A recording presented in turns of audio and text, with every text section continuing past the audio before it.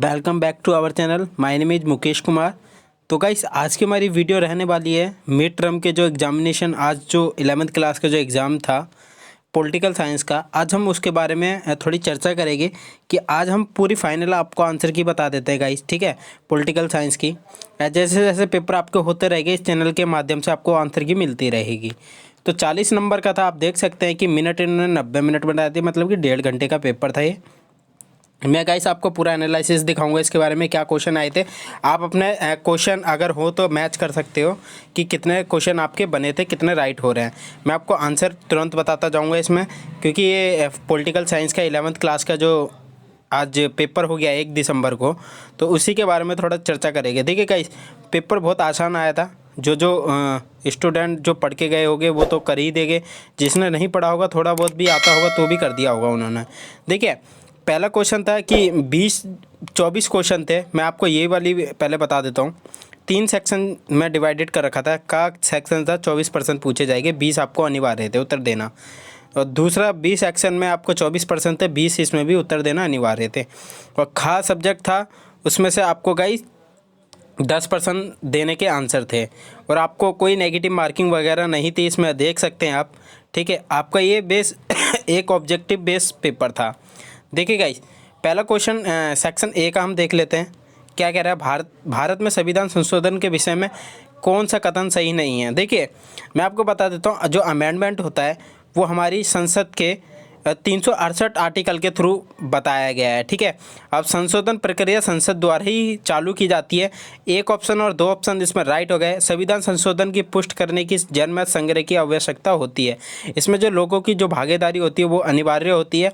ठीक है, और डी हम देख लेते हैं क्या कहता है। संविधान संशोधन विधेयक में राष्ट्रपति को पुनर्विचार करने का अधिकार नहीं है, ये गलत है। ठीक है, इसमें राष्ट्रपति कोई हस्तक्षेप नहीं कर सकता इस विधेयक के अंदर। ठीक है, ना ही इसमें कोई मूवमेंट लगा सकता।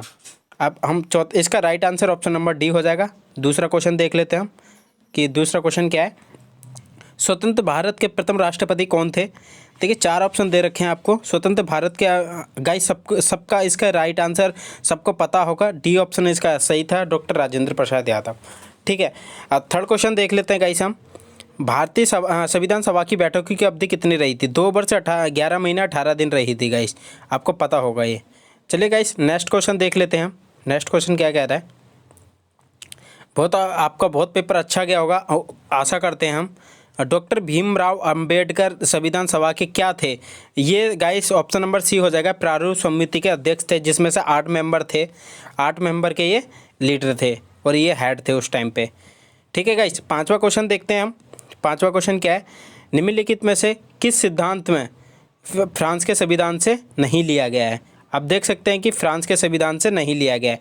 अब देखिए, स्वतंत्रता ले रखा है, समानता भी ले रखा है, बंधुत्व, ये 3 चीज़ हमने फ्रांस के संविधान से कॉपी कर रखी है हमारे जो इंडियन कॉन्स्टिट्यूशन है उसमें।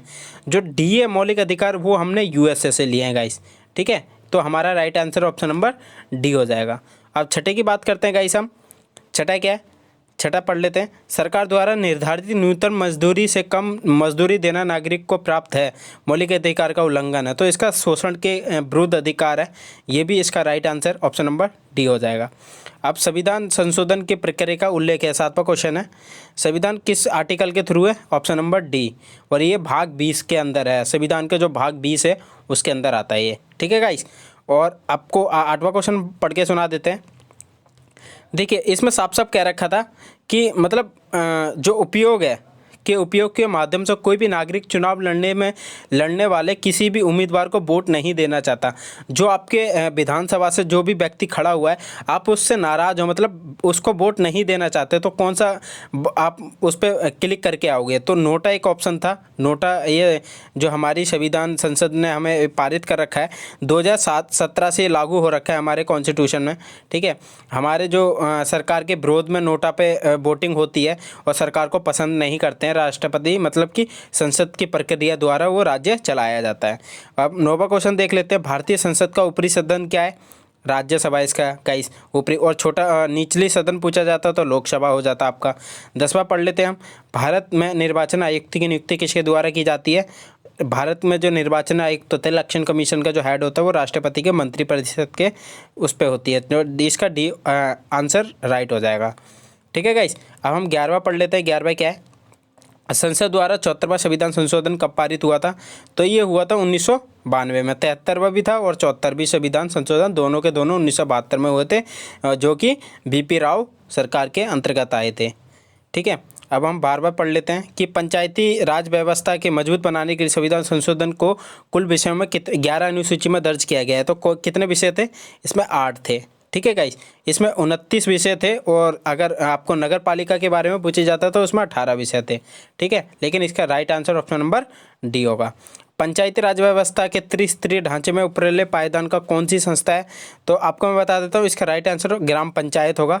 ठीक है, अब बार बार देख लेते हैं। महात्मा गांधी की पुस्तक पूछी गई है, आपको पता होना चाहिए कि महात्मा गांधी की पुस्तक हिंद स्वराज है, क्योंकि ये 1909 में लिखी गई थी महात्मा गांधी के द्वारा। ये 1909 में लिखी गई थी हिंद स्वराज। ठीक है, संविधान सभा ने हमारे संविधान को कब अंगित किया था, मतलब कब प्रेजेंटेशन करी थी ये? तो हाँ, 26 नवंबर 1949 को प्रेजेंटेशन करी थी। ठीक है गाइस, इसका right answer option number C हो जाएगा। सबसे बेहतर शासन व्यवस्था किस देश से ली गई है? मतलब देश से नहीं ली गई है। सबसे बेहतर शासन व्यवस्था किसे माना जाता है? लोकतंत्र है, राजशाही है, तानाशाही है, सैन्य शासन है। देखिए, इसका right answer option number A होगा। लोकतंत्र सबसे बेस्ट शासन व्यवस्था होती है। हमारे संविधान में प्रस्तावना किस प्रकार के न्याय के अंतर्गत आती है? 17वां क्वेश्चन। तो ये सभी के अंतर्गत आती है, सामाजिक हो, आर्थिक हो, राजनीतिक हो। ऑप्शन नंबर डी होगा। आशा करते हैं गाइस आप अपने क्वेश्चन सही लगा रहे होंगे और हमारे चैनल को लाइक और सब्सक्राइब जरूर करें। इसी तरह वीडियो आपके मिलती रहेगी जैसे जैसे आपके एग्जाम होते रहेंगे। 18वां क्वेश्चन देखते हैं गाइस। 10 दिसंबर को क्या मनाया जाता है? मानव अधिकार दिवस मनाया जाता है। ठीक है, 19वां क्वेश्चन। 1948 में संयुक्त राष्ट्र संघ ने मानव अधिकारों की सार्वभौमिक घोषणा की थी। किस सभा ने करी थी? सामान्य सभा थी, सुरक्षा परिषद थी, अंतर्राष्ट्रीय न्यायालय था, न्याय परिषद थी।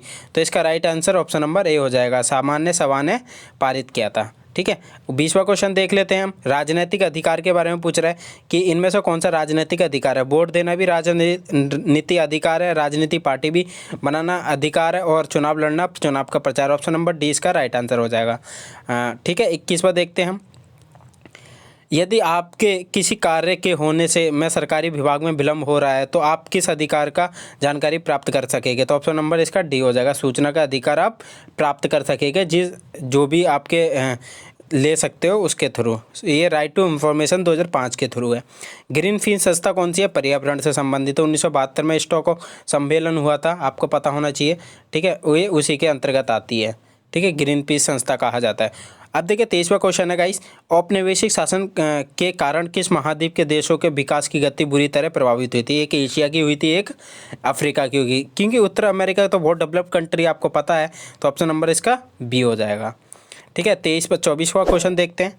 मानव विकास प्रतिवेदन वार्षिक किसके द्वारा प्रकाशित की जाती है? तो यूएनडीपी के द्वारा 1965 में बना था। यूएनडीपी न्यूयॉर्क में इसका हेड ऑफिस है।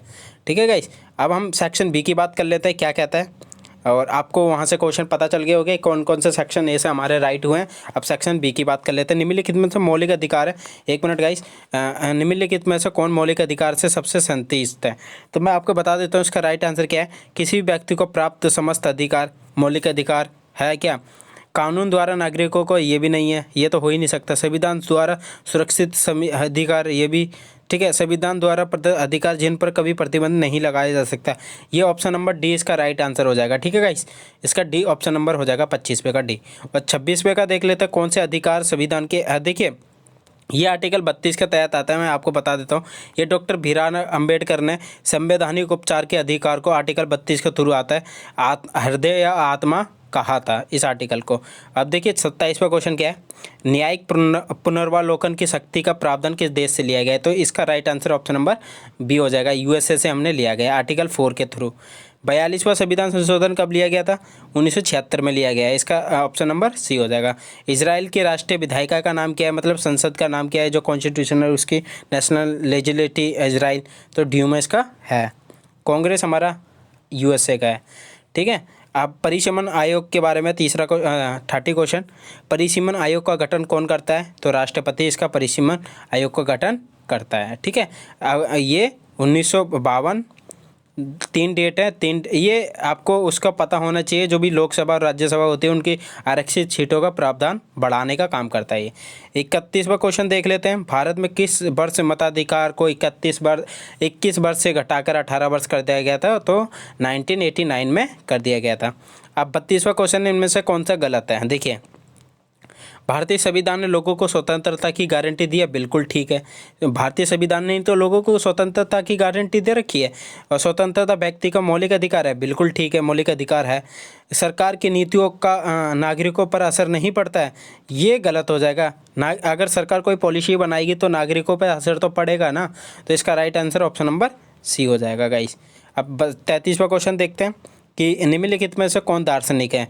मतलब कि ये फिलोसोफर की बात कर रहा है, तो ये सारे के सारे अरस्तु है, प्लेटो और सुकरात, तीनों के तीनों ऑप्शन नंबर डी इसका राइट आंसर हो जाएगा। तीनों का तीनों दार्शनिक है। 34वां क्वेश्चन देखते हैं गाइस हम। 34 में क्या कह रहा है? देखिए, विभाजन के बाद संविधान सभा के सदस्यों की संख्या 299 रह गई थी। ठीक है, ये यहाँ पहला अभिकथन तो ठीक है। कारण देखते, विभाजन के कारण पाकिस्तान के क्षेत्रों से चुनकर आए सदस्य भारतीय संविधान सभा के सदस्य नहीं रहे थे। ऑप्शन नंबर इसका ए हो जाएगा। ठीक है गाइस, इसका ए ऑप्शन राइट हो जाएगा। अधिकार क्या है? देखिए, अधिकार मैं आपको बताते हूँ। अधिकार ऐसा दावा है जिसका औचित्य सिद्ध हो, ऐसे हक जिसे समाज ने प्राप्त किया हो, ऐसी मांगे जो श्रेष्ठ मानव विकास के लिए अत्यंत आवश्यकता हो। देखिए, ये तीनों के तीनों राइट हैं। ठीक है, ये तीनों का तीनों ऑप्शन नंबर डी हो जाएगा इसका राइट आंसर 35वें का। 36 पे देख लेते हैं गाइस हम। नागरिक स्वतंत्रता के अर्थ में सम्मिलित है। नागरिक का जो स्वतंत्रता का जो अधिकार है वो क्या सम्मिलित है? असहमति प्रकट करने का अधिकार है। ठीक है, विचारों की स्वतंत्र अभिव्यक्ति है। इसका ऑप्शन नंबर ए हो जाएगा। ठीक है, इसका ऑप्शन नंबर ए हो जाएगा। ठीक है, नहीं गाइस, इसका ऑप्शन नंबर डी सी होगा, क्योंकि जो नागरिक की जो स्वतंत्रता का जो अधिकार है ऑप्शन नंबर सी के अंतर्गत आता है। विचारों की स्वतंत्रता है व्यक्ति के पास, और किसी को भी मना करने का भी अधिकार व्यक्ति के पास है। ठीक है, और 37वां क्वेश्चन देख लेते हैं हम। 37वां क्या है? नागरिक को अपने अधिकार पर लाए जाने का नियंत्रण किसके बारे में सदैव रहना चाहिए? तो जागरूक के बारे में रहना चाहिए, अवेयर के बारे में रहना चाहिए। ठीक है, 38 क्वेश्चन बहुत इंपॉर्टेंट क्वेश्चन है, ये बहुत बार पूछा भी जा सकता है मेरे ख्याल से। तो चिपको मूवमेंट पूछ रखी है आपसे। चिपको आंदोलन किस राज्य से? उत्तराखंड में हुआ था 1973 के अंदर। ठीक है, सुंदरलाल बहुगुणा द्वारा किया गया था ये आंदोलन 1973 के अंदर उत्तराखंड के अंदर। देखिए, मूवमेंट फॉर सर्वाइवल गाइस, आपको इसका आंसर हमें कमेंट बॉक्स में बताना पड़ेगा। 39वें का जो भी आप करके आए हो तो हमें कमेंट बॉक्स में आप बता सकते हो। 40वें हम बात कर लेते हैं नीति निर्देशक सिद्धांत के बारे में। गैर न्यायिक अधिकार है। ठीक है, ये ठीक कैसा है? यदि सरकार किसी नीति निर्देशक तत्व को लागू नहीं करती है तो हम न्यायालय में जाकर मांग नहीं कर सकते कि उसे लागू करने में न्यायालय सरकार को आदेश दे। बिल्कुल ठीक कह रहा है, एक कथन इसका राइट हो जाएगा। अभिकथन और कारण दोनों के दोनों राइट हैं इसके।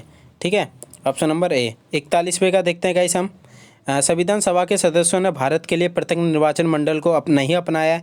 ये बिल्कुल ठीक कह रहा है। अगर संविधान में अलग अलग मंडल होते तो आज हमारा संविधान एक नहीं हो पाता, अलग अलग टुकड़ों में बंटता।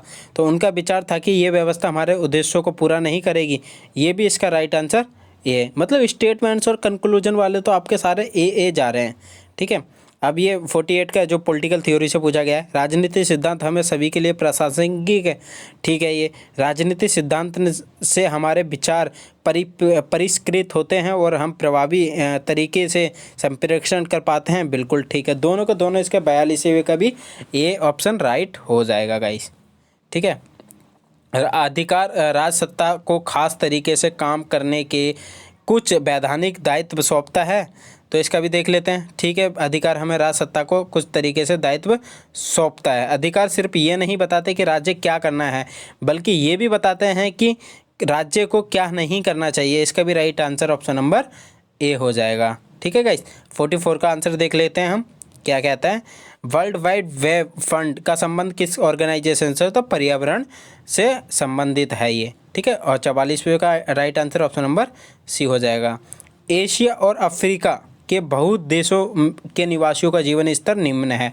ये बिल्कुल बात ठीक कह रहा है कि जो एशिया के जो लोग हैं और जो अफ्रीका के लोग हैं उनका जो जीवन की जो स्थिति है बहुत निम्न स्तर पे है। और एशिया और अफ्रीका के बहुत देशों में शिक्षा चिकित्सा सुविधाएं कम हैं। बिल्कुल ठीक कह रहा है, ये दोनों के दोनों प्रभावित देश हैं, क्योंकि एशिया में हमारे 48 कंट्री आती है, अफ्रीका में हमारे 54 कंट्री आती हैं, और इसके अंदर जितने भी देश हैं सारे के सारे प्रभावित हैं।